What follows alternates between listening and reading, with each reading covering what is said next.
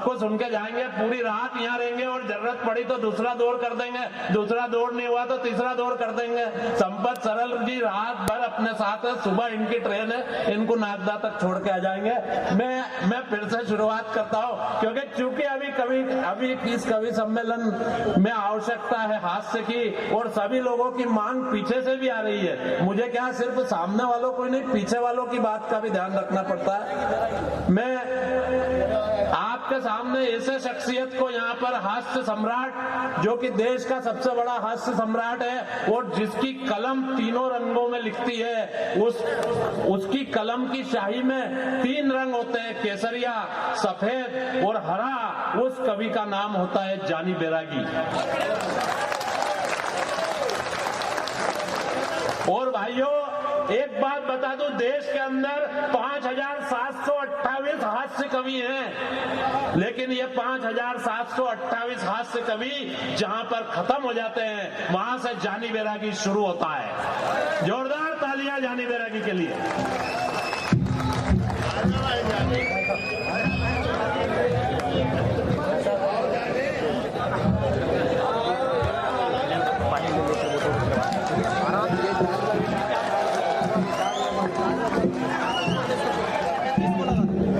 लगा दो।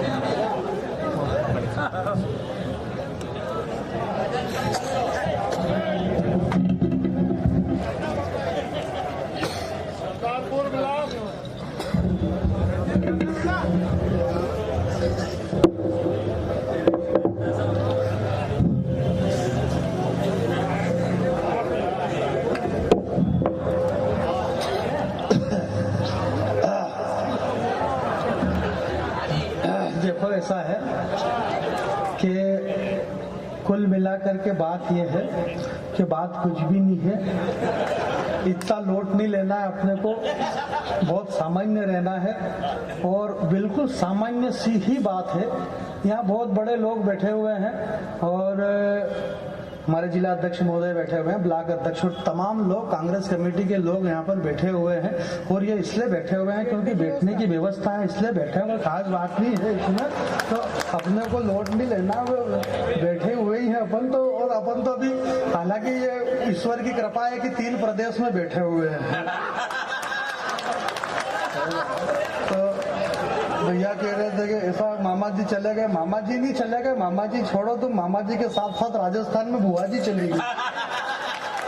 यहाँ पे मामा जी चले गए और वहाँ पे काका जी चले गए छत्तीसगढ़ में।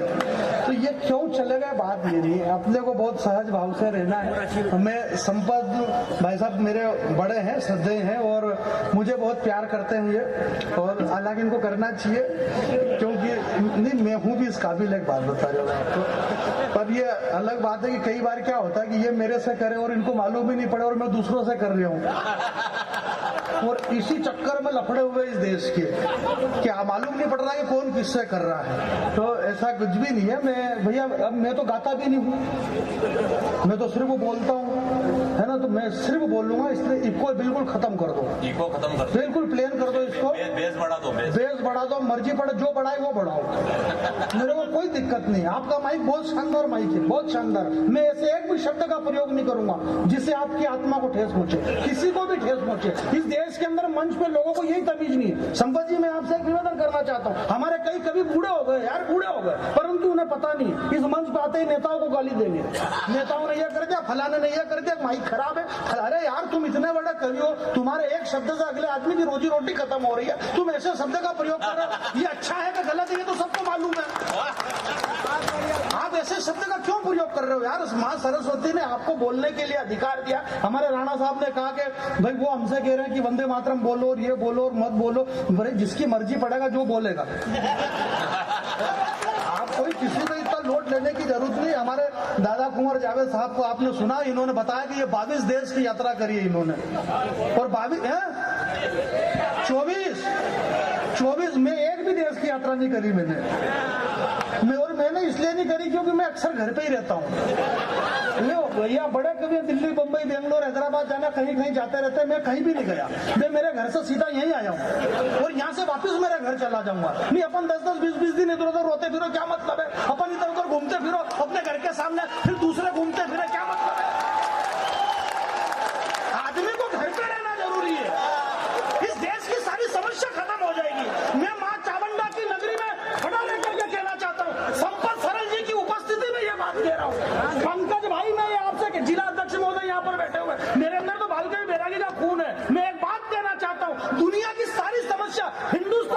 सारी समस्या खत्म हो जाए, बस आदमी घर पे रह ले। आप घर पे रह नहीं रहो, जब देखो तब आप भी कहा बोले स्विट्जरलैंड, कभी बैंकॉक, कभी थाईलैंड, कभी अमेरिका, कभी लंदन, जब देखो तब मोदी जी बाहरी बार आप बाहर पे फोड़ते रहे और यहाँ पठानगढ़ में विदेश में यहाँ बम फोड़ दिया लोगों ने। आप घर पे तो रहो यार, आदमी घर पे रह ले, सारी समस्या खत्म हो जाएगी। मैं घर का आदमी हूँ, अपने वो घर पे रहना है। पंकज भैया बहुत बढ़िया, आपने अच्छा कवि सम्मेलन करवाया, शानदार। 2 अक्टूबर के पर्व पे ये कवि सम्मेलन, राष्ट्रपिता महात्मा गांधी को लेकर के बहुत सारे भाषणबाजी हुई। हमारे मंत्री जी यहाँ पर नहीं है, उन्होंने भी कहा कि गांधी की जरूरत है इस देश को। अब कई सारे कारण बताए गए, आपने भी बताए होंगे, नहीं बताए होंगे तो बाद में बताओगे, परंतु बता ही रहे हो, जाने कितने साल से बता ही रहे हो आप भी, है ना। दूसरे कवि सब बताएंगे कि गांधी की इस देश में जरूरत है। भाई गांधी की जरूरत है, मैं एक बात कहना चाहता हूं कि जरूरत है, आपको कारण बताने की कोई जरूरत नहीं कि जरूरत है कि नहीं। मैं एक बात कहना चाहता हूं कि फलाना आदमी को, मैं जानी बैरागी के पिताजी इन दिनों नहीं है, मैं एक बात जानता हूं कि मेरे पिताजी कैसे भी थे भाई साहब, मेरे पिताजी थे और उनकी जरूरत है मेरे को। बात खत्म। गांधी ने क्या किया और क्या नहीं किया, इससे क्या लेना देना। गांधी राष्ट्रपिता है, ये बाप है, इसकी जरूरत है, बात खत्म। ये होना चाहिए, जो है वो है भाई, इसमें कौन सी नई बात है। ये राष्ट्रपिता है, इस दुनिया में फोकट की बातें चल रही है। अब सर्जिकल स्ट्राइक किया, अभी सर्जिकल स्ट्राइक किया, अब लोगों को पता ही नहीं है, और लोगों को इसलिए पता नहीं क्योंकि उनको किसी ने बताया ही नहीं, और उनको इसलिए नहीं बताया क्योंकि जिसको जानकारी है, जिसको ओरिजिनल जानकारी, उससे कहा ही नहीं कभी कि बताएं। अब वो मेरे को मालूम था तो मेरे को किसी ने कहा ही नहीं कि बता।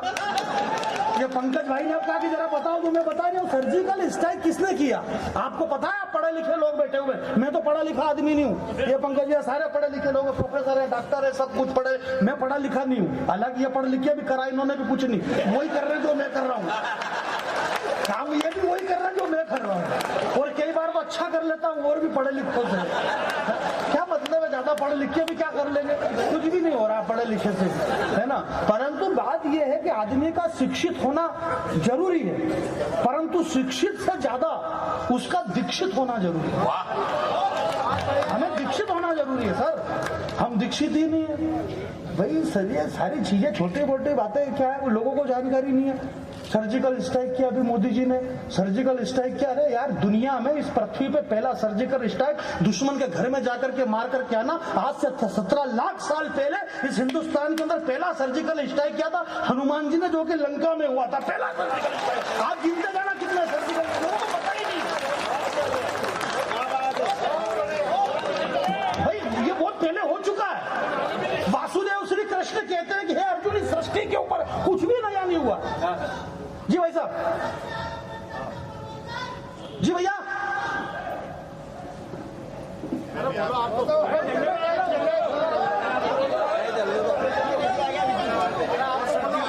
Surgical strike. बैठ जाओ भैया, बैठ जाओ, कुछ नहीं, उनकी फरमाइश भी पूरी कर देंगे। बैठ जाओ, बैठ जाओ, एक बार और जरा ताली बजा दीजिए।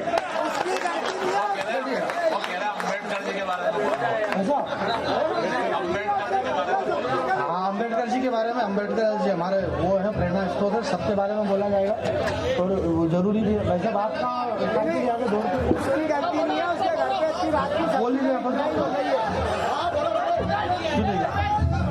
सुनिएगा, जरा ध्यान इधर बटाइए, कुछ भी नहीं है, सबकी मांग पूरी होगी। जो जिसके बारे में सुनना चाहता है सब। साउंड आवाज नहीं जा रही उधर, जरा एक बार आवाज है, जहां तक मेरी आवाज आ रही है हाथ खड़ा कर ले जरा। ये आवाज आ रही कि नहीं आ रही? तो फिर हाथ कैसे खड़े हो गए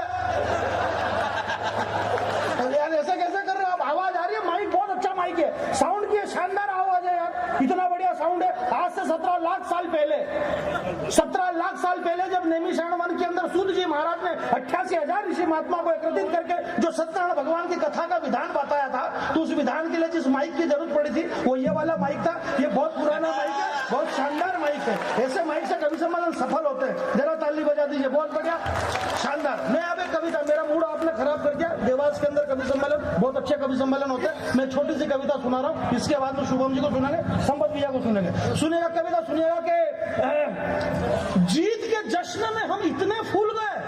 भाई साहब एक नई कविता सुनेगा भाई साहब, पहली बार सुनेंगे, और अगर इसके पहले भी आपने सुन रखी है तो चेहरे के हाव भाव ऐसे बनाओ जैसे पहली बार सुन रहे हो आप। ऐसा होता है। मैं थोड़ा मजेदार आइटम हो या कि मेरे को ये हिंदू मुसलमान और ये मार मेरे को खुद को डर लगता है। अपने को क्या लेना देना यार भैया। एक बात है, यहाँ से खड़े रह करके पाकिस्तान को गाली दे रहे, भाई क्यों दे रहे हैं? इसलिए दे रहे क्योंकि अपनी आवाज वो सुन ही नहीं रहा है।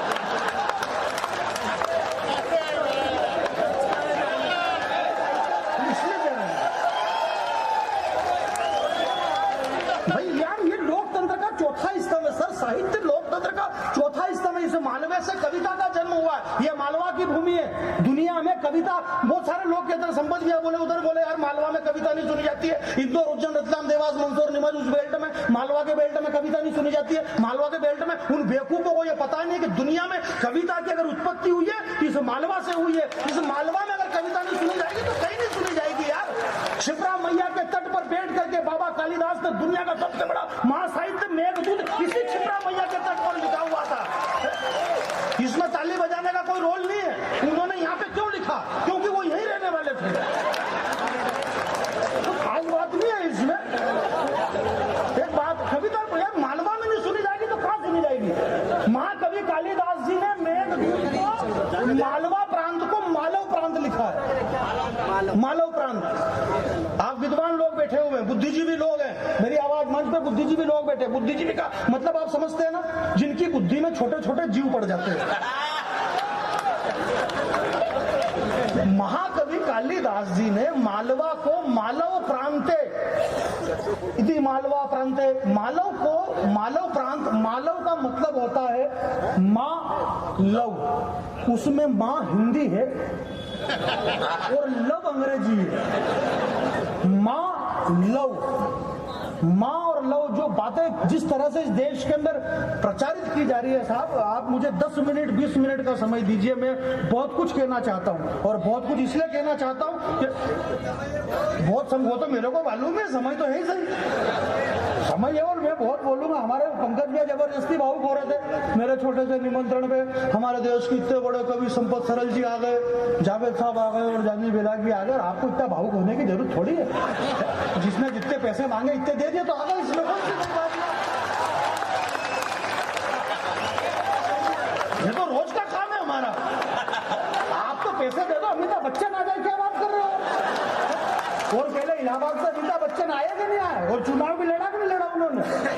जैसे हो तो सब कुछ हो जाए, क्या बात? ये सारी फोगट की बातें, इन बातों पे ध्यान मत दो। ये दुनिया में ये हिंदू और ये मुसलमान और मार दुनिया में भ्रम फैलाया जा रहा है। कांग्रेस, बीजेपी और मुसलमान सोच रहे हैं मेरा क्या होगा, कांग्रेस सोच रही मेरा क्या होगा, हिंदू सोच रहे हैं मेरा क्या होगा। किसी का कुछ भी नहीं होगा। इस देश में जो भी चल रहा है बहुत अच्छा चल रहा है। आपको कुछ भी नहीं करना है, सिर्फ इतना करना है कि जो मोबाइल है ना, मोबाइल, इसका 6 महीने के लिए डाटा बंद कर दो आप।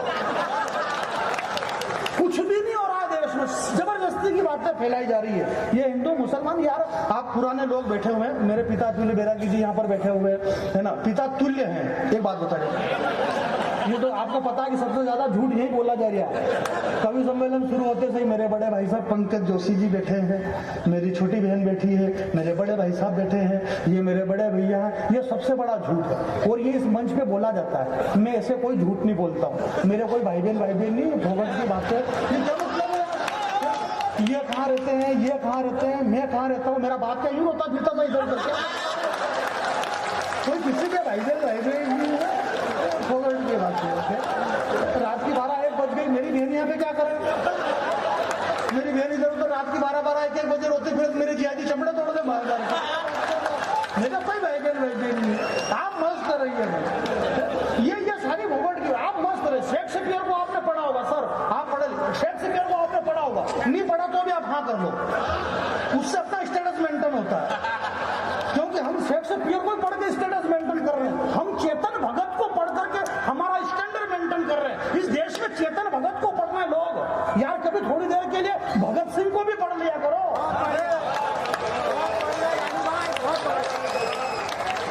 कभी भगत सिंह को पढ़ के देखो। 22 वर्ष की उम्र में जिन्होंने, ऐसा भगत सिंह ने कहा था कि कहीं भी कुछ भी काम करे तो ऐसी उंगलियां नहीं करना चाहिए आपको। 22 वर्ष की उम्र में फांसी के फंदे में वंदे मातरम बोल करके जो झूल गए, चुमा उन्होंने उस फंदे को तो रो पड़ा फंदा।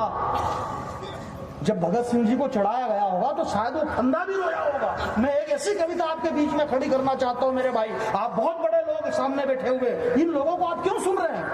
आज क्या है, एक महत्वपूर्ण दिन है मेरे भाई। मैं आज वो भैया बता रहे थे अम्बेडकर जी, आज वाल्मीकि जी की जन्मदिन है, जिन्होंने दुनिया में कविता का प्रादुर्भाव जहां से हुआ है, भगवान में राज आदि कवि आदि अनादि अनंत, जिन्होंने राम को ईश्वर बनाया, मैं उस वाल्मीकि जी के जन्मदिन पर आज ये कविता कर रहा हूं। आप इतने बड़े लोग सामने बैठ करके इन्हें क्यों सुन रहे हैं? आप क्यों अकबर ताज को सुनते, राणा जी को सुन रहे? आप संपत सरल जी को इतना बड़ा आदमी कैसे बना दिया गया? आप लोगों ने बनाया। आप क्यों सुनते हैं? आप इसलिए सुन रहे हैं हमें, क्योंकि हमारा खानदान बहुत बड़ा है। हम तुलसी, मीरा, दिनकर के खानदान के लोग हैं, ये तुलसीदास के खानदान, ये वाल्मीकि के खानदान के लोग हैं, और ये उस खानदान के लोग हैं मेरे भाई। मैं एक महत्वपूर्ण बात, बहुत अच्छी बात बताना चाह रहा हूं मेरे भाई, और अच्छी बात इसलिए बता रहा हूं क्योंकि मैं बता रहा हूं, इसलिए ये बताना पड़ता है यार। क्या बात कर रहे हो आप? आजकल स्थिति ऐसी हो गई कि अपनी खुद की अपने को मार्केटिंग कर रहा है, नहीं तो ऐसा थोड़ी। तो मेरे को मालूम है भैया, अच्छे से मालूम है मेरे को, जब भगवान श्री राम का वनवास हुआ, बहुत अच्छी बात बता रहा हूं राणा साहब, जब भगवान श्री राम का वनवास हुआ जावेद साहब, तो उस समय हालांकि आप वहां पे नहीं थे, एक बात बता रहा हूं, परंतु वनवास तो हुआ था, है ना, भले अपन वहां थे या नहीं थे। जब श्री रामचंद्र जी का वनवास हुआ तो साहब बाबा तुलसी लिखते हैं कि भगवान श्री राम के वनवास के वक्त वो अयोध्या के लोग, जिनकी आंखों से इतना अविरल आंसू बहा है कि सुमंत जिस रथ पे बिठा करके रामचंद्र जी को ले जा रहे थे, रथ के सामने लोग सो गए।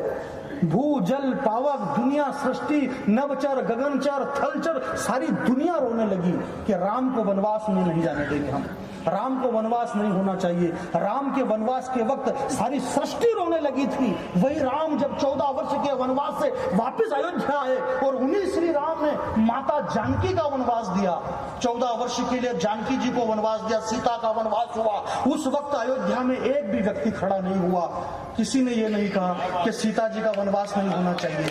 मेरी बात को आप सुनिएगा देवास के बहुत अच्छे लोगों, मैं ये कहना चाहता हूं कि जब श्री रामचंद्र जी का वनवास हुआ तो सारी अयोध्या विरोध कर रही थी, परंतु श्री रामचंद्र जी ने माता जानकी का वनवास दिया, उस वक्त एक भी व्यक्ति खड़ा नहीं हुआ।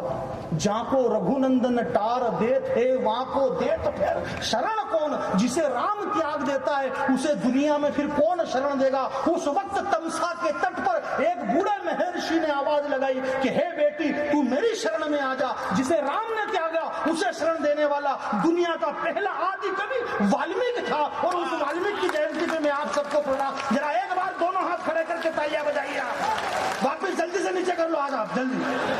अरे यार मालूम पड़े, यहाँ से वहां फट गई, नुकसान किसका हुआ? वाल्मीकि जी आएंगे क्या सिंगर में? नुकसान अपना हो गया कि नहीं हो गया? इसलिए कहने का मतलब ये है। सुनिएगा, मुझे इस बात का गम है, ये जो हिंदू मुसलमान की बातें होती है, मैं इसलिए नहीं मान, मैं ये बात ये है कि राणा साहब जा रहे हैं, और ये इसलिए जा रहे हैं क्योंकि ये आयत है।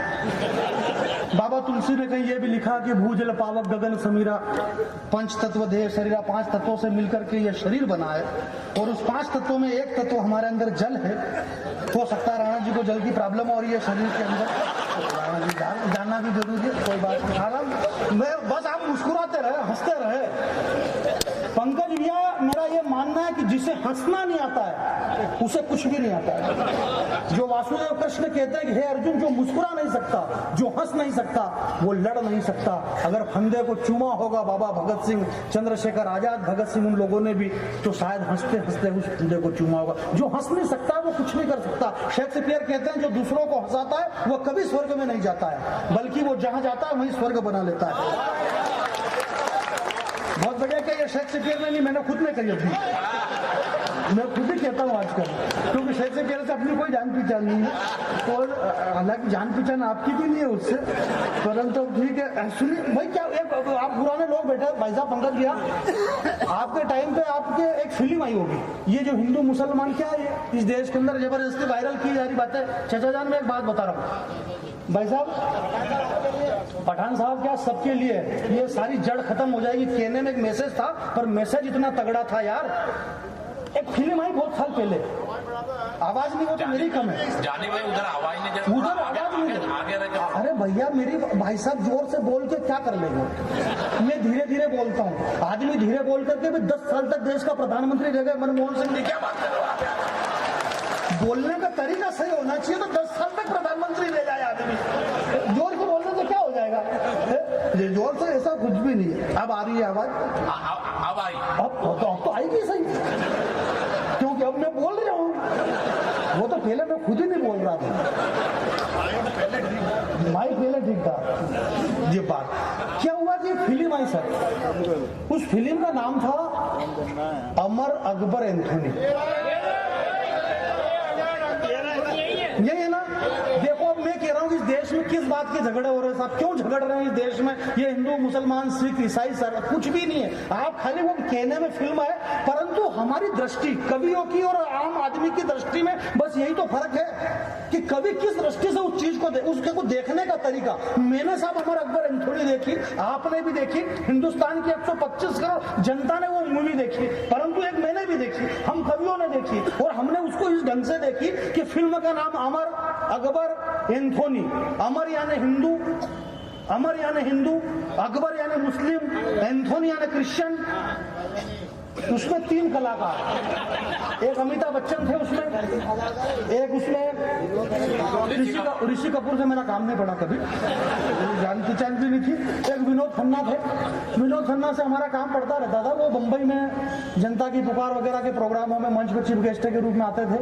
पिछली बार विनोद खन्ना जब मुझे बंबई में मिले, प्रोग्राम के बाद 10-20 मिनट हमने मंच के पीछे चाय पानी की, हमारी बातचीत हुई।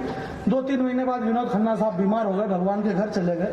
मेरा आपसे निवेदन है, प्रोग्राम के बाद कोई भी मेरे से मंच के पीछे ना मिले। एक बात बताइए, ये तो भाई विनोद खन्ना मिले थे इसलिए कह रहा हूँ आप। तो कहने का मतलब ये कि फिल्म में 3 कलाकार, बात मजेदार है और आपकी तालियां उठना चाहिए। देश में सारे झगड़े खत्म हो जाना चाहिए। फिल्म अमर अकबर एंथोनी एक हिंदू है, एक मुस्लिम है, एक क्रिश्चियन है, और इन तीनों का जो बाप था प्राण उस फिल्म में, उसका नाम किशन लाल। अब तू हिंदू है कि मुसलमान है कि जो भी यार, जब बाप ही सबका एक है तो फिर किस बात के झगड़े? मुझे आज तक समझ में नहीं आई यार। ये तो बहुत विद्वान लोग यहाँ पर बैठे होंगे, मौलाना साहब या कोई भी। मैं बहुत जिम्मेदारी से एक बात कहना चाहता हूँ, ये हिंदुस्तान उन बेवकूफों का नहीं है जो बात तोड़ने की कर रहे हैं। ये हिंदुस्तान उस अशफाक का है मेरे भाई, उस हामिद का, वो अब्दुल हमीद साहब का हिंदुस्तान है। वो जो ओएसी वहां हैदराबाद में चिल्ला रहा के फलाना ढिमका, उसका हिंदुस्तान नहीं है, अशफाक साहब का हिंदुस्तान है मेरे भाई। जो ये बात कह रहा बोले खून खराब है, खून खराब है, उस बेवकूफ को ये पता नहीं है कि जब भगवान भास्कर सुबह में दस्तक देते हैं उस वक्त फजर की पहली नमाज की जाती है। फजर, जोहर, असर, मगरिब और ईशा 5 वक्त के लिए मोमिन जब नमाज के लिए जाता है तो इस्लाम कहता है कि ए मोमिनो, तुम वजू करते वक्त अगर 2 बूंद पानी भी जमीन पे गिराते हो तो इस्लाम की नजर में गुनहगार है। जो इस्लाम पानी बहाने की अनुमति नहीं देता, क्या वो खून बहाने की अनुमति देता होगा? कतई नहीं। ये तो मूर्खों के चक्कर में हम कैसी बातें कर रहे हैं भाई। ये बड़ा सर हमारे बीच में, मैं आप कहीं चले गए थे, मैंने एक अच्छी कविता, खाना खाने के लिए, बहुत बढ़िया बात कह रहे हो आप। खाना खाना जरूरी है, हम नहीं खाएंगे तो क्या करेंगे सर? आज लोग जबरदस्ती चिल्ला कर बोले खा गए भाई, नहीं खाएंगे तो क्या करेंगे? बहुत जरूरी। देश से राष्ट्रपिता महात्मा गांधी चले गए, सुभाष चंद्र बोस चले गए, भगत सिंह चले गए, चंद्रशेखर आजाद चले गए। ये क्यों चले गए? क्योंकि इन्होंने कुछ भी नहीं खाया, इसलिए चले गए वो इस देश से। इस देश में लालू यादव जिंदा है। ये लोग क्यों जिंदा है? क्योंकि इन्होंने खाया है। जो खाएगा वो जिएगा, जो नहीं खाएगा वो मर जाएगा। इसलिए आप खाइए, कोई दिक्कत नहीं। हमारे लाला साहब कह रहे थे कि मैं 10 साल से सरपंच रहा, तो 10 साल में मैंने एक घर बनाया, मैंने ये करा। अरे यार नहीं करेंगे तो क्या करेंगे? मैं कह रहा हूँ कि देवास के अंदर जो कचौरी बनती है वो देवास का आदमी अगर नहीं खाएगा तो क्या इंदौर से आएगा खाने वाला? भारत की संपत्ति भारत का आदमी नहीं खाएगा तो क्या अमेरिका से आएगा खाने वाला? इसलिए आप खाओ पियो ऐश करो, बस संसद में घाटे का बजट मत पेश करो। और ये कौन चिल्ला रहा कि खा गए, ये वही चिल्ला रहे जिसको खुद को खाने को नहीं मिला। यार बेईमानी करना, भ्रष्टाचार करना बेईमानी है, भ्रष्टाचार करना अन्याय है। अन्याय का मतलब क्या होता है? एक अन्य तरह की आय। भाई वो आय अपन कर रहे हो, कौन चिल्ला रहा कि खा गए? आप बहुत बड़े लोग बैठे हैं, विद्वान लोग बैठे हैं यार।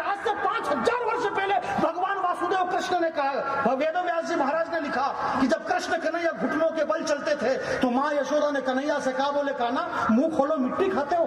कन्हैया ने गर्दन हिला दी।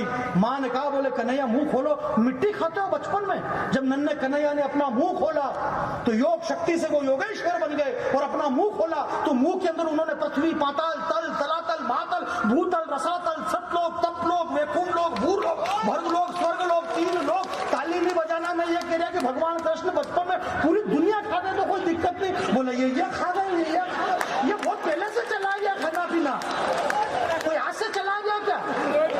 500 साल पहले तुलसीदास जी महाराज ने लिखा, युग सहस्त्र जोजन पर भानु लीलियो ताई मधुर फल जानू। इस पृथ्वी से 15 करोड़ किलोमीटर दूर है सूरज। पंकज भैया कितना? 15 करोड़। आप कब गए थे वहां पे? नहीं, आप दूसरे की बात में बात कैसे मिला रहे हो भाई? अपनी जानकारी होना चाहिए ना, पहले खुद जानकारी लो भाई। मैं तो इसलिए कह रहा क्योंकि मैं गया था वहां पे, और भले ही नहीं गया पर कम से कम झूठ बोलो तो कॉन्फिडेंस तगड़ा रखो। झूठ भी इतना तगड़ा होना चाहिए हमारा। 15 करोड़ किलोमीटर दूर इस पृथ्वी से सूर्य सर। और हनुमान जी महाराज ने बचपन में बाल समय रवि भक्ष लियो तब तीनों लोग भयो दिया। बचपन में श्री हनुमान जी महाराज ने पूरा सूर्य मुंह में ले लिया, और देवनान करी विनती तब छाड़ दियो रवि कष्ट निवारो। 33 करोड़ देवताओं ने मिलकर एक साथ वीआर स्वारी बोला, तब जाके भाई ने मुंह खोला। हंसने की बात नहीं, आप कल्पना करोगे अगर बचपन में जो सूर्य हनुमान जी ने अपने मुंह में लिया, वो मुंह में से सूर्य अगर अभी तक नहीं निकालते हनुमान जी, तो क्या होता? पड़े रहते अंधेरे में। ये कवि सम्मेलन वगैरह सब अंधेरे में ही होते, मालूम थोड़ी पड़ता अंधेरे में क्या हो जाता। संपत जी का लिफाफा ताज लेके भाग जाता अंधेरे में। भाई अंधेरे में कोई कुछ भी कर सकता था। अंधेरे में किसकी गाड़ी में कौन किसकी चाबी घुसेड़ रही है मालूम पड़ता क्या? गाड़ी किसकी और गाड़ी पे लाड़ी किसकी मालूम पड़ता अंधेरे में? अंधकार से रोशनी की ओर ले जाने वाले हम हैं सर। ये हिंदुस्तान विश्व गुरु है। लोग आप कह रहे हैं कि ये हिंदुस्तान विश्व गुरु बनेगा। हिंदुस्तान विश्व गुरु बनाने के लिए अरे कौन बनाएगा विश्व गुरु? ये हिंदुस्तान तो आदि अनादि अंत आर्यावर्त रेवा खंड। ये हिंदुस्तान तो पहले से विश्व गुरु था, विश्व गुरु है और विश्व गुरु रहेगा। इस दुनिया को अंधकार से रोशनी में ले जाने वाले हम थे, और ये हिंदुस्तान विश्व गुरु रहेगा। ये अलग अलग बात है। समय आता है, सत्ता आती जाती रहती है। सत्ता की वे मनुष्यता रखना नहीं चाहिए। ये सारी फोगट की बात है। भारतीय जनता पार्टी को इतना लोड नहीं लेना चाहिए, कांग्रेस को लोड नहीं लेना चाहिए। भारतीय जनता पार्टी वाले को कांग्रेस को धन्यवाद देना चाहिए, क्योंकि कांग्रेस थे तो बीजेपी जीती। मान लो यही नहीं होते तो वो क्या होते? इसलिए ये सारी खबर, इन बातों को इतना लोड नहीं। अरे ऑस्ट्रेलिया में चुनाव, ऑस्ट्रेलिया हमसे जीत गई क्रिकेट में। ऑस्ट्रेलिया क्रिकेट में, अरे भाई जीत गए इसमें कौन सी नई बात है? जीत गए, हम हार गए इसलिए वो जीत गए, इसमें क्या है? सामान्य सी बात है, जीत हार चलती रहती है। समय की बात है। समय जिसका साथ देता है वो अच्छे को मात देता है। आज से 20 साल पहले मैं देवास में ये कविता सुना करके गया था। 20 साल बाद आया हूं मैं यहाँ पर, 18 या 20 साल, 18 साल बाद। तो इसमें मेरी कोई गलती नहीं, आपने बुलाया ही नहीं। नहीं बुलाया तो मैं नहीं आया, आपकी बार आपने बुलाया, मैं आ गया, और आ गया तो अच्छी बात है। मैं एक कविता छोटी सी 2 मिनट की, इसके बाद में हम संपत दादा को सुनेंगे। और शुभम त्यागी जी जो हमारे बीच में, देश की बहुत बड़ी कवियत्री है, मेरठ से हमारे बीच में चल करके आई है। हालांकि आई तो ट्रेन से, पर ऐसा बोलना पड़ता है कि मेरठ से आई है, और ये वहां से इसलिए आई है क्योंकि ये वहीं की रहने वाली है। इन्हें हम सुनेंगे। तो नहीं सौंपता हूँ किसी के भी, नहीं मालूम पड़ा कि सौंप दिया, ऐसी बात भी नहीं, पर अभी इनके चरण में रख दो। कल मेरे को बम्बई जाना है, वापस यार जरा देना वो वाली यार कल वाली। तो ये सब देन लेन अपने से होता भी है, कोई मतलब नहीं, फुकट की बात है देन लेन का, ऐसा कुछ भी नहीं। मैं तो मेरा की आदमी हूँ सर। सुनिएगा, ये मेरे पुराने प्यारे मित्र, मेरी नई कविता है और आप पहली बार सुनेंगे देवास में। हालांकि मैं यहाँ जो वो भी सुनाऊंगा सब कुछ नया होगा। ये दुनिया में जो हिंदुस्तान में अश्लीलता और अर्धनग्नता और जिस तरह की बातें होती है, मेरी माता बहनें यहाँ पर बैठी हुई है, मुंबई से निकलने वाली अश्लीलता हमारे घरों तक पहुंच गई। ये माता बहनें बैठी हुई है। मैं एक बात कहना चाहता हूँ, इस दुनिया में नग्नता सिर्फ 2 ही अच्छी लगती है। माँ के दरबार में खड़ा हूँ, माता चामुंडा के दरबार में खड़ा रह करके मैं कहना चाहता हूँ, मुंबई के वो लोग जो पैसे से चलने वाले, 2 रुपया मिला 2 पैसे में उन्होंने गीत लिख दिए जोरा जोरी चने के खेत में। उन बेवकूफों को पता ही नहीं कि चने के खेत में जोरा जोरी हो ही नहीं सकती। नहीं, चने के झाड़ की साइज ही है, उसमें जोरा जोरी कैसे करेंगे वो? उस माधुरी दीक्षित को बेवकूफ को पता नहीं कि जोरा जोरी करूंगी तो खुजली कितनी जगह चलेगी। Thank you sir, thank you, बहुत बहुत धन्यवाद आपको। मैं ये कहना चाहता हूँ कि दुनिया में नग्नता सिर्फ दो ही अच्छी लगती है। मेरी माता बहनों का आशीर्वाद चाहता हूँ मैं, माँ चामुंडा की नगरी में पीछे के लोगों का समर्थन चाहता हूँ। मुंबई में नाचने वाले पर्दे में वो नचाइए। अगर ये बात कह रहे हैं यार, दुनिया में नग्नता सिर्फ दो ही अच्छी लगती है, या तो नग्नता वो अच्छी लगे जब माँ की गोद में एक नन्हा बालक खेलता है, उस नन्हे बालक की नग्नता अच्छी लगती है, या फिर नग्नता वो अच्छी लगे जिसका तन कुंदन मन कुंदन, तप तप कर तन बना होगा कुंदन। भला दुनिया में उससे ज्यादा सुंदर मूर्त क्या होगी, और जिसने वासना और विकारों का त्याग कर दिया उस महावीर को वस्त्रों की जरूरत क्या होगी, या फिर वो नग्नता जरा अच्छी है। हमें पता ही नहीं हम वासना और विकारों से सकते हैं। हमारी माता बहनें, भारतीय संस्कृति में एक कहावत थी, खाना खजाना और जनाना किसी को नहीं बताना। खाना खजाना और जनाना हमारी संस्कृति, हमारी कहावत थी। खाना हम खड़े खड़े बफेट में खा रहे हैं, खजाना है ही नहीं जो बताया, और जनाना यानी भारतीय नारियां रैंप पे चल रही है कंपटीशन की, तुम मुझसे ज्यादा सुंदर। इस देश में विश्व सुंदरी प्रतियोगिता का कंपटीशन हो रहा है। ऐश्वर्या राय, युक्ता मुखी, लारा दत्ता, प्रियंका चोपड़ा, क्या गजब का बनाया मालिक ने तुम्हारा थोबड़ा। तुम सबके सब विश्व सुंदरी का खिताब जीती, पर सही सही बताना तुम्हारे साथ क्या क्या बीती। खिताब यूं मिल गया क्या? तुम सबके सब विश्व सुंदरी का खिताब जीती, पर सही सही बताना तुम्हारे साथ क्या क्या बीती। अरे ऐश्वर्या राय, तूने सिर्फ सुंदरी शब्द चुना है, विश्व सुंदरी का नाम तेरे बाप ने भी नहीं सुना है। विश्व सुंदरी का नाम सुनेगा तो अपने आप को भूल जाएगी, और विश्व सुंदरी का चरित्र सुनेगा तो तेरी आंखें खुल जाएगी। विश्व सुंदरी बनने के लिए जमाने से जूझना पड़ता है, और विश्व सुंदरी बनने के लिए धधकते अंगारों पे कूदना पड़ता है। विश्व सुंदरी तो वो चित्तौड़ की महारानी पद्मिनी थी, जिसकी सुंदरता के आगे आईना तक टूट गया था। हाथ की तालियां कमजोर है और बहुत कमजोर है, जरा पूरा दोनों हाथ खड़े करके तालियां बजाइए। बहुत बहुत धन्यवाद। सीटी नहीं बजाना, नीचे बैठिए आप। विश्व सुंदरी तो वो चित्तौड़ की महारानी पद्मिनी थी, जिसकी सुंदरता के आगे आईना तक टूट गया था, और पानी में चेहरा देखा था अलाउद्दीन खिलजी ने, उसका भी पसीना छूट गया था। तुम काई की विश्व सुंदरी हो, तुम तो विदेशी कंपनियों के इशारे पे नाचने वाली बंदरी हो। और दौर चला जब संस्कार और संस्कृति को पैरों तले रोनने का, तो मैंने पत्नी से कहा कि एक काम करो, तुम भी इस प्रतियोगिता में ट्राई करो। ये पत्नी ऐसा सब्जेक्ट है जिससे ज्यादा बात नहीं कर सकते अपन। मैंने मेरी पत्नी से कहा, बोले कटे बाल वाली मैडम है ना, मेरे सपने में आ रही थी। बोले अकेली आ रही होगी। मैंने कहा तुझे कैसे पता? बोले उसके हस्बैंड तो मेरे सपने में आ रहे हैं। मैंने पत्नी से कहा कि एक काम करो, तुम भी इस प्रतियोगिता में ट्राई करो। पत्नी ने कहा कि मुझे तो इस बात का होता है कष्ट, विश्व सुंदरी यानी जिसके शरीर पे सबसे कम कपड़े वो फर्स्ट। ये देश के संस्कार नहीं है पंकज भाई। मैं एक मात्र और मात्र सिर्फ एक कवि हूँ, और कविता भी मुझे ज्यादा लिखना नहीं आती है। तत्व कर्म वैराग्य भक्ति मार्ग नाम की चीज नहीं, उसे मैं गीता कैसे कह दूं। चुल्लू पर पानी को सरिता कैसे कह दूं, और मुट्ठी भर शब्दों का संग्रह है यार मेरे पास, मैं इसे कविता कैसे कह दूं। कविता का स्थान तो बहुत बड़ा है, मैं तो छोटा सा परफॉर्मर हूँ, परंतु मुझे ये पता है कि ये हिंदुस्तान के संस्कार नहीं है। हमारे घर के अंदर जो बहू आती है ना, बहू, आप बहुत जिम्मेदार लोग बैठे हुए आगे गए, संपत जी देश के बड़े जिम्मेदार कवि हैं, बहुत जिम्मेदार। जो बहू होती है ना, बहू जिसे पानी ग्रहण करके लाते हैं, 7 फेरे फेर के लाते हैं, उस बहू को ये पता नहीं रहता है कि इस घर के अंदर नमक को डब्बो कट्ठे पड़ियो, नमक मिर्ची कट्ठे है, हल्दी कट्ठे है, हरी मिर्ची तुअर की दाल काई में रखी हुई है, और चने की दाल काई में, उड़द की दाल काई में। ये उस नई नवेली बहू को पता नहीं है। ये तो उस घर के अंदर जो बूढ़े बुजुर्ग लोग हैं उन्हें बताना चाहिए कि इस घर के अंदर क्या है।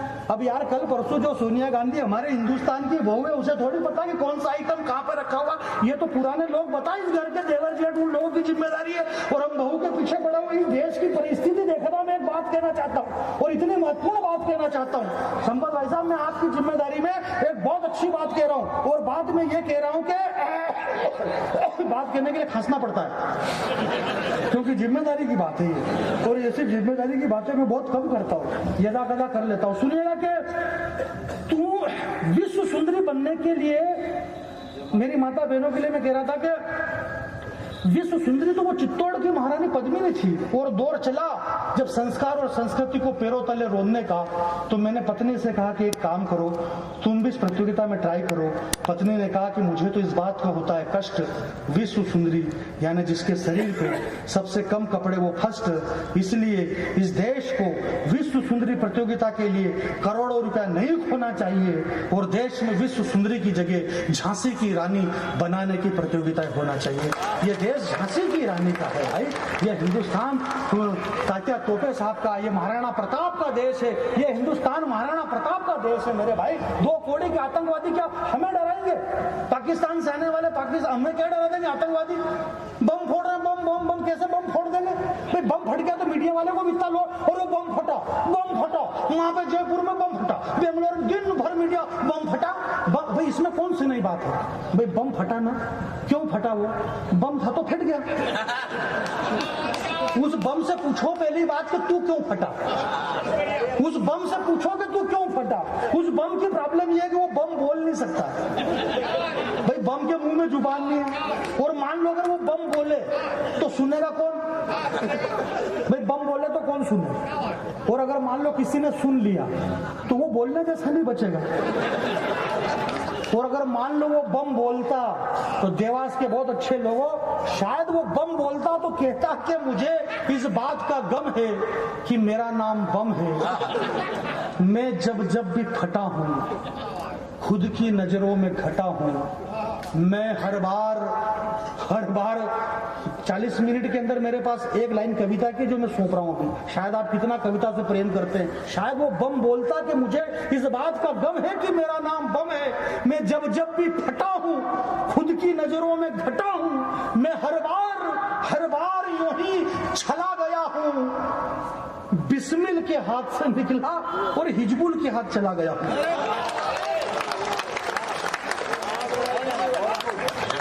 गजब की पंक्ति क्या, इसमें समस्या दूसरी आ रही है पंकज भाई। इसमें पंक्ति तो गजब की है यार, परंतु समस्या ये आ रही है कि इसमें आधे लोग बिस्मिल को नहीं जानते, आधे लोग हिजबुल को नहीं जानते।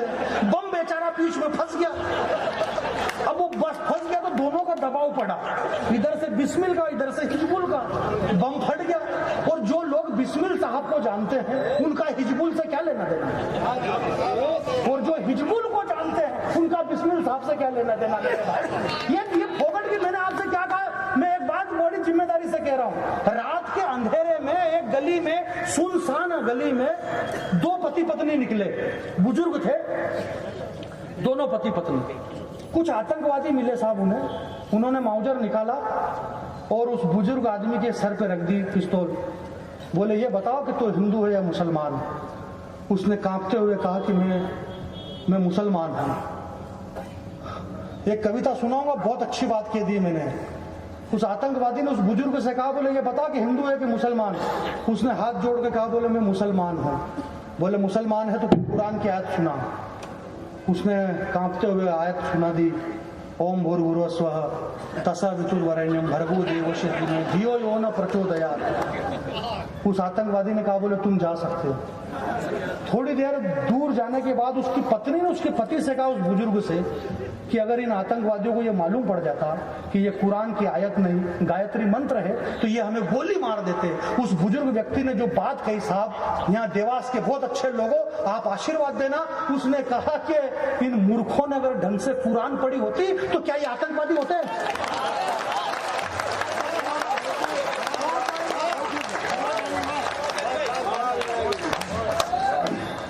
सुनिएगा साहब, मैंने यूं कहा है कि ये मेरे छोटी सी 2 मिनट की कविता है, बहुत छोटी कविता है, और इसको और भी छोटी कर सकते हैं अपन, परंतु अभी करेंगे नहीं क्योंकि मेरे को इन्होंने क्या रखा है। मेरे पास सबका टाइम है, भाई साहब को सबको कम ज्यादा लग रहा होगा मेरा टाइम, पर मेरा टाइम जिसने मुझे यहाँ पे बुलाया उसने दे रखा है। इतनी देर तेरे को बोलना है तो मैंने कहा भाई बोल देंगे क्योंकि लिफाफा तुम्हारे पास में है। जितनी बड़ी चाबी राम ने उतना चले खिलौना, तो ये तो चाबी से चलने वाला खिलौना है, बाकी कोई फोकट की बातें कुछ भी नहीं है। ऐसा अच्छा बुरा है सब ऊपर वाले के हाथ में, यह सफिया मरण जीवन ये तो सारी फायदा है। सुनिएगा कविता सुनाता हूँ कि ए मेरे पुराने प्यारे मित्र, ऐसे कैसे बदल गया रे तेरा चरित्र।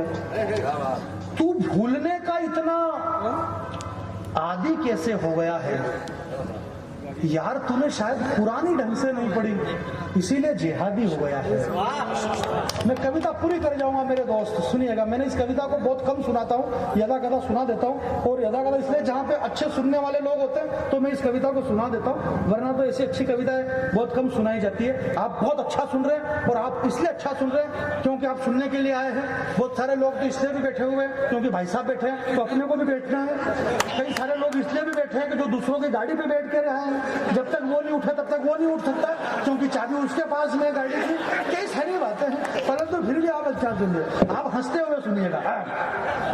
शायद तूने कुरान ढंग से नहीं पढ़ी, सुनिएगा, इसलिए जिहादी हो गया है। नवाज शरीफ की जन्मभूमि दिल्ली है सर, दिल्ली में उसका जन्म हुआ, हिंदुस्तान एक ही था। ये फोगट की बकवास है, सारी बातें पॉलिटिक्स की है। मैं इन चीजों में विश्वास नहीं रखता हूँ। 25 साल हो गए हमें दुनिया देश घूमते हुए, ये सारी बकवास बातें सुनिएगा। माँ की कोख से पहला कदम तूने इसी धरती पर रखा है, माँ की कोख से पहला कदम तूने इसी धरती पर रखा है। ये मंच है, यहाँ पे पैदा नहीं हुआ है वो। बहुत सारे ऐसे ध्यान से देख रहे, बोले यही पैदा हुआ होगा वो। आप लोट मत लो, कविता हास्य रस की है, और कविता कोई से भी रस की है। मैं तो हास्य रस का ही हूं ना, आप मेरे पे विश्वास रखो। माँ की कोख से उधर नीम का झाड़ है, माँ की कोख उधर नहीं है। माँ की कोख से पहला कदम तूने इसी धरती पर रखा है। इस मिट्टी के स्वाद को तूने कई बार चखा है। तेरे अब्बू की उंगली पकड़ करके इस धरती पर तू घूमा है। ठोकर लगी तो सैकड़ों बार इस मिट्टी को तूने चूमा है। किससे कह रहे हो राणा साहब के वंदे मातरम बोल? वो 5 बार नमाज करता है, बापड़ा रोज माथा रगड़ता है, उसका वंदे मातरम हो गया इस धरती पे मेरे भाई। माँ की कोख से इसी धरती पर तूने रखा है। माँ की कोख से पहला कदम तूने इसी धरती पर रखा है। इस मिट्टी के स्वाद को तूने कई बार चखा है। तेरे अब्बू की उंगली पकड़ करके इस धरती पर तू घूमा है। ठोकर लगी तो इस मिट्टी को तूने कई बार चूमा है। तेरे अब्बू की उंगली पकड़ करके, तेरे अब्बू की उंगली, यार अब्बू की उंगली में छूटरी के बाद जो उंगली अब्बू की है ना सर, तेरे अब्बू की उंगली पकड़ करके इस धरती पर तू घूमा है। ठोकर लगी तो सैकड़ों बार इस मिट्टी को तूने चूमा है। इस गांव के गलियों के चबूतरे पर तूने कई रातें काटी है, और तुझे पता ही नहीं यार, ईद की सेवैया तूने मेरे घर तक आकर के बांटी है। ईद के आप हाथ खड़े होना, 2 पंक्ति पढ़ता हूँ, कविता की पंक्ति सुनेगा। ईद की सेवैया तूने, ईद की सेवैया, ताज भाई मैं ईद की सेवैया, मेरे हाथ में भी नहीं है पर मैं खिलाऊंगा आपको। ईद की सेवैया, मैं मोहब्बत का आदमी हूँ सर, मोहब्बत करना सीखा, तोड़ना मेरा विश्वास से जोड़ना। ईद की सेवैया तूने मेरे घर तक आकर के बांटी है। तुतलाती जबान पर कौन सा है ओएसी बोएसी हैदराबाद का यार? मैं तो उसे जानता हूँ कि मैं कक्षा 5वीं में पढ़ता था तो प्रार्थना जय गण मन अधिनायक होती थी, और मेरे सामने मेरे आगे की लाइन में जो मेरा दोस्त सलीम लगता था, तो वो प्रार्थना खत्म होने के बाद सबसे पहले भारत माता की जय वो बोलता था। तुतलाती जबान पर, हाथ उठाना अगली पंक्ति में, तुतलाती जबान पर भारत माता की जय, और मन में प्यारा वतन था। जब पहली बारिश में तू भीगा तो मेरा कमीज और तेरा बदन था। वो खुशी के दिन पता नहीं क्यों अब गम में बदल चुके हैं, और चुराए थे चुपके चुपके जो बेर हमने साथ में, पता नहीं क्यों यार अब वो बम में बदल चुके हैं। पता नहीं क्यों यार वो बम में बदल चुके हैं। कैसे भूले वो सावन के झूले, मेरे आपकी आंख की पलक गीली हो जाए सार, मैं एक बचपना पढ़ता हूँ आपका कि यार कैसे भूले वो सावन के झूले जो साथ साथ में झूले, वो आवारा गिरदी की बातें, वो कब कपाती सर्दी की रातें, वो रोज स्कूल में बुखार का बहाना, नदी पर जाकर के नहाना, और खुशियों के वो दिन भी देखे थे। चोरी से अमरूद मैंने तुम्हारी तरफ फेंके थे, और पत्तों की सरसराहट से रमतू काका जाग गया था। उस वक्त तू मेरे हिस्से के अमरूद लेकर के भाग गया था। प्राण पंक्ति माता चामुंडा की नगरी में जिम्मेदार लोगों के बीच में एक भी हाथ खामोश न रहे। हमारे राणा जी कह रहे थे कि कांग्रेस श्रोता तैयार नहीं कर सकी। श्रोता देखना, हाथ खड़े करना। कविता सुना रहा हूं कि यार जब मैं छोटा था तो पत्तों की सरसराहट से रमतू काका जाग गया था। उस वक्त तू मेरे हिस्से के अमरूद लेकर के भाग गया था। वो दिन गए, वो रातें गई, वो बातें गई, और पता नहीं अब आ गया है तू किसकी बातों में। बारूद लेकर के बैठा है यार अमरूद वाले हाथों में।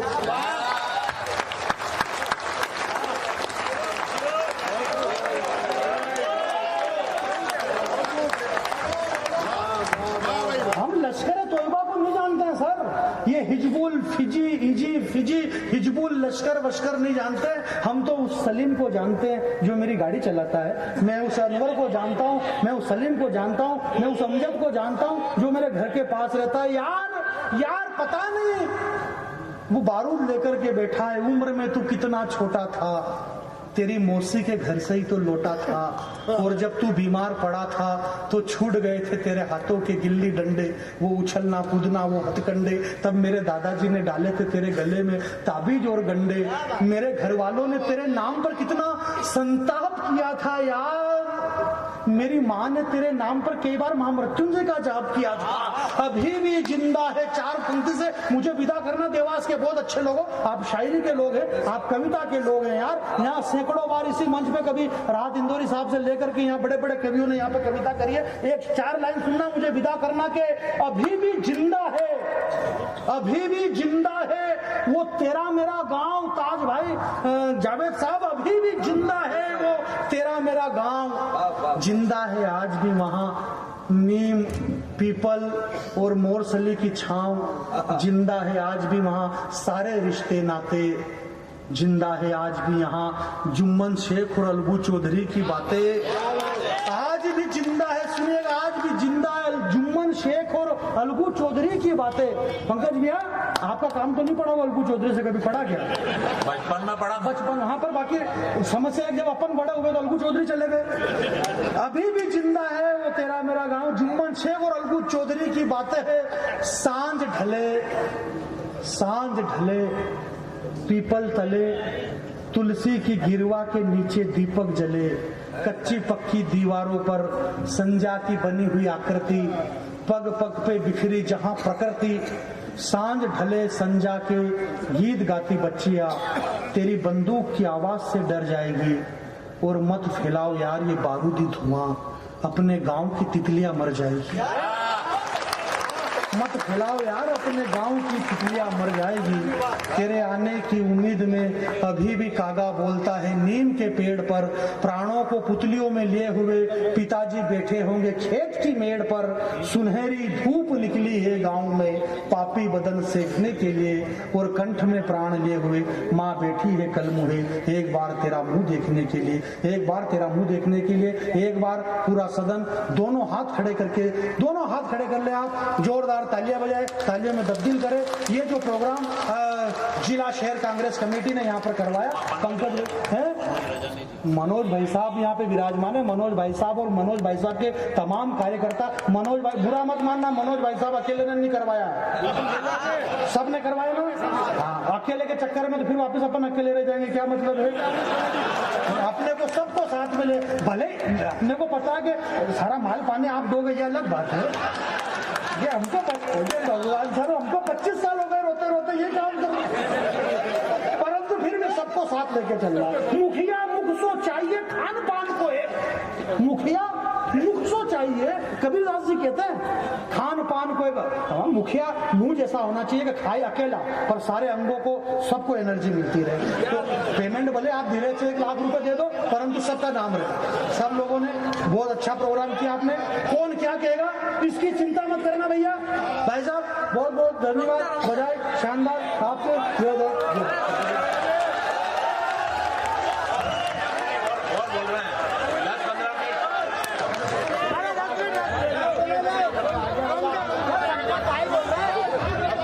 संपत दादा बोल रहे हैं एक बात।